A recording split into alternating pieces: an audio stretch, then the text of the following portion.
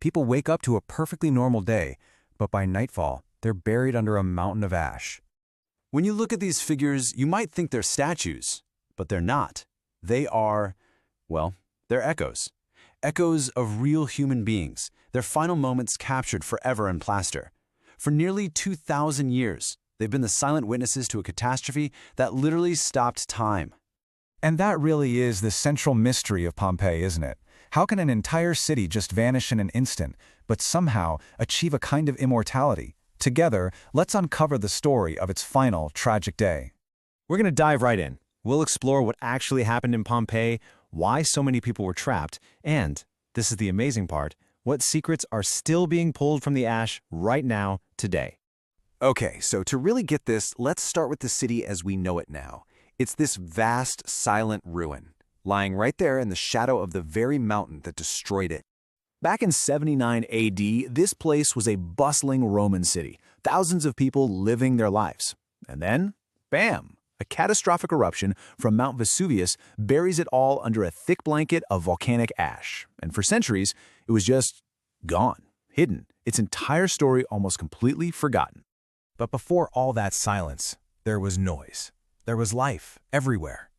You see, to really understand the tragedy, we have to go back. We have to understand the people who called this city home. Pompeii was basically a hotspot, a booming resort town for Rome's wealthiest citizens. I mean, it had been a Roman colony for a while since 80 BC, and its streets were just packed with these incredible buildings and grand private homes called a domus. The whole place was just teeming with life. You had merchants, artisans, slaves, everyone scrambling in a world that was all about wealth, culture, and power. But, it wasn't all about luxury. For the everyday person, the lower classes who usually didn't have their own kitchens, places like these thermopolia were absolutely essential. Seriously, think of them as the ancient Roman equivalent of a fast food joint and a local pub all rolled into one. Archaeologists have found 89 of them. It paints this amazing picture of a really vibrant, complex community.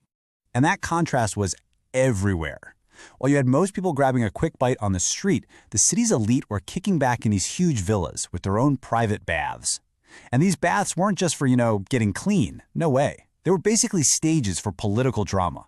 It's where you'd host these over-the-top banquets, try to win political allies, and just show off how ridiculously wealthy you were. But then, in the fall of 79 AD, all of it, the ambition, the politics, the everyday grind, it all just became meaningless. Because the sky literally fell, and this vibrant world came to a sudden, violent end. Okay, so what happened wasn't just one big boom. You have to think of it like a terrifying two-act play. Act 1. For hours, this relentless shower of light pumice stones, they're called lapilli, just rains down from the sky. It piles up feet deep, trapping people in their homes, and eventually the sheer weight of it starts collapsing roofs. But Act 2? Act 2 was so much worse. It was a pyroclastic flow. Basically, a superheated cloud of gas and ash, moving at hurricane speeds, that just vaporized everything and everyone in its path. Now here's the crazy paradox. That pyroclastic flow, the thing that killed so many, was also the very thing that preserved them. It's how Pompeii's most haunting and famous legacy was actually created. So far, the remains of over 1,000 victims have been found. Just think about that. Over 1,000 lives cut short in an instant. Now, the people who died in that first phase, crushed by collapsing roofs, well, only their skeletons were left. But the ones caught in that second, fiery phase, they left behind something else entirely. And this is where the genius of an archaeologist named Giuseppe Fiorelli comes in, way back in 1863. He realized that the superfine ash from the pyroclastic flow had hardened like cement around the victims' bodies. Over time, the bodies decomposed, but they left behind a perfect, hollow mold in the hardened ash, a void. So Fiorelli and his team started carefully pouring liquid plaster into these voids, and when the plaster set, they had these unbelievably detailed casts capturing the final desperate moments of the people of Pompeii. And it wasn't just the people. I mean, the ash preserved everything, the entire city. We're talking about everyday objects, like loaves of bread still in the oven, pottery sitting on a shelf, all of it just frozen in place. It's truly a time capsule unlike anything else in the world. It gives us this direct, totally unfiltered look into what life was actually like in the Roman Empire. So you'd think, right, after centuries of digging, surely Pompeii has given up all its secrets. Well, you would be wrong. The story is far from over. In fact, it's still being written. right now. And I'm not talking about discoveries from a long time ago. I mean, right now. Archaeologists are unearthing incredible new secrets in a part of the city that's never really been explored before, an area called Regio 9. And what they're finding is just wow. Get this. They've just unearthed a massive private bath complex. It's one of the biggest ever found in a private home in Pompeii, and it was built right next to this huge banqueting hall. It's perfect proof of what we were talking about earlier, how the Roman elite used luxury and parties as these powerful tools for climbing the social and political ladder.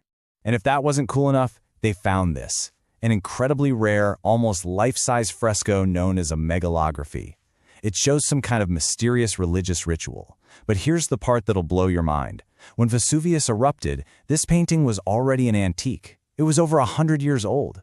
That's like us finding a priceless centuries-old masterpiece just hanging on the wall of a modern home.